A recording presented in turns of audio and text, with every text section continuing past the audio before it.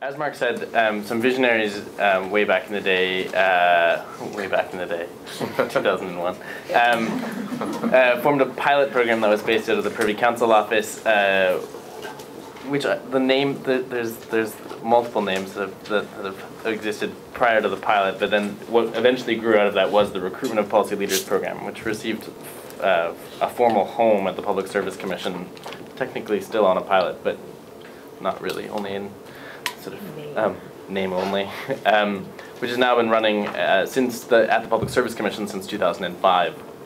We run an annual recruitment campaign, typically in the fall, except when events get in the way. So this fall, there were some other things going on in government that prevented us from being able to actively recruit. And so our campaign this year was a little delayed. But we typically recruit in October. We open up a window that essentially allows people to be able to apply. There are 3 core requirements, well, 4 technically. One is a master's or a PhD, or a law degree paired with another degree. Which means for any of you from Quebec who have just a bachelor's of law, you have to get another degree.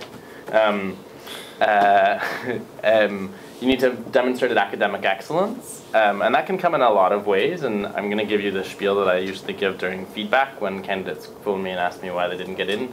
So I'll try and lay out a little bit about what makes for a strong application.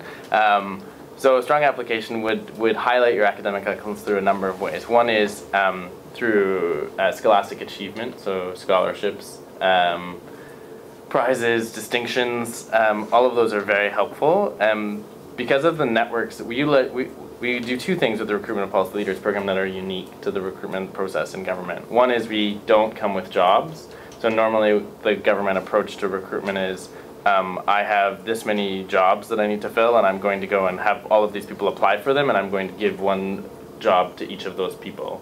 And normally it's 1 job, 1 person, and then a whole long 8-month process to be able to get that to happen.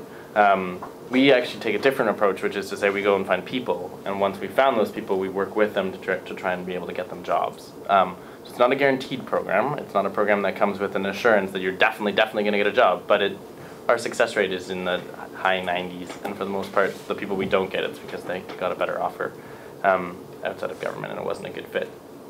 So academic excellence is a crucial piece of that, because we use the other sort of key distinction to the program is we use a networked approach to marketing, which is we have a core group of people who come into the government, who came in through this program, who have vast networks across academia and their communities, and we try and target the activities that they've participated in their communities or in their universities and get our word out that way. Because formal recruiting on campus is helpful, but we've also found that good people know who good people are, and we try and make sure that they try and bring those people in, which is also the same reason why we have peers interview applicants. And so we do include senior officials, but we think there's a core aspect of recruitment that is about people who have recently come in through the exact same process, trying to find peers who they think will have a significant value added.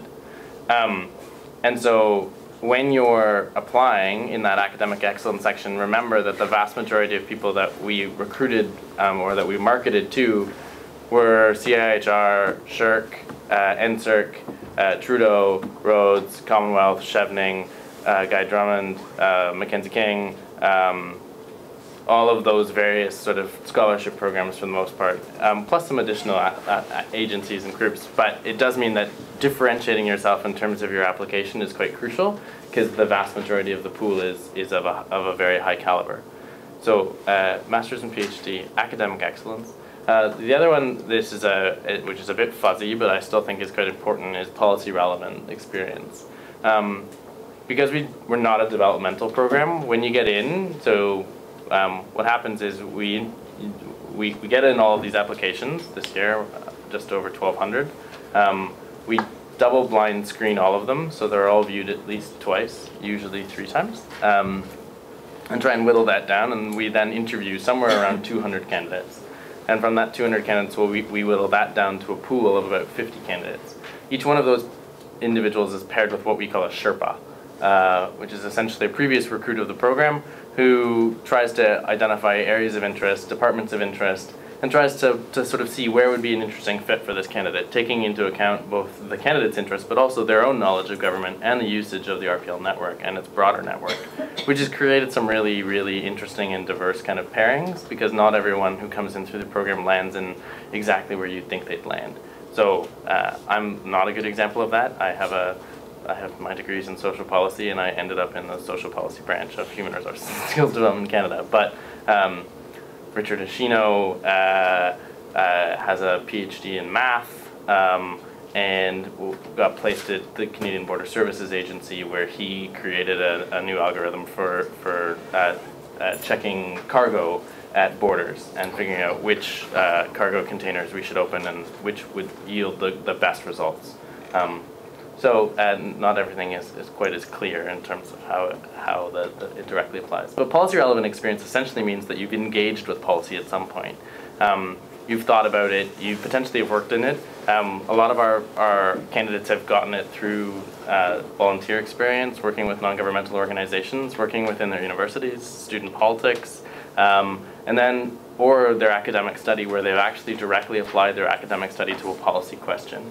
Because one of the challenges is, because we're in a non-developmental program, you're coming in at a mid to senior level, which means you need to be able to work on your feet pretty quick, because there's not a lot of room for you to be able to immediately grow or have a long period of development. You gotta be able to do it from day one, and so that's part of the policy relevant piece.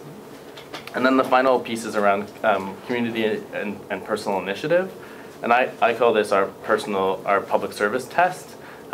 We recognize that we compete across campuses and across the country with a whole series of other recruiters, lots of whom are private sector firms. But working for the Government of Canada is a different sort of program, and it's a different sort of beast. And part of what we want to make sure is that people get that when you work for the public service, you work for the Canadian public, and you work for the public interest. And so we want people who've shown commitment to their communities, who've shown commitment to public service, who've been involved in initiatives and leadership, whereby they've been able to demonstrate their capacity to make change, because that's exactly what we're asking them to do within the public service. So those are our 3 requirements, and then once you get in, as I say, you get a Sherpa, they shop you around town, and hopefully in that sort of blind dating kind of matching process, there is a match that's made, and you land, as it were. In terms of other opportunities to enter into the public service, because the RPL program is not for everyone, PostSecondary Recruitment is another good opportunity. They similarly run a campaign every fall. There's a huge amount of flexibility that's now available under the Public Service Modernization Act that allows for departments to be able to be a lot more flexible in their hiring, in theory. And so there are opportunities to be able to be placed into individual departments through their own processes. There's also job competitions, which are a bit tedious, I admit, but I can let you know that we have to write them too. We have to. It's not the only way, but it's one of the only ways we get promoted. So they take a while, but they are worth doing as a means by which to challenge yourself and to seeing whether or not you are a fit.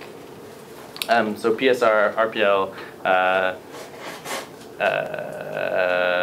jobs.gc.ca, and then there are a couple of other specialty programs that exist.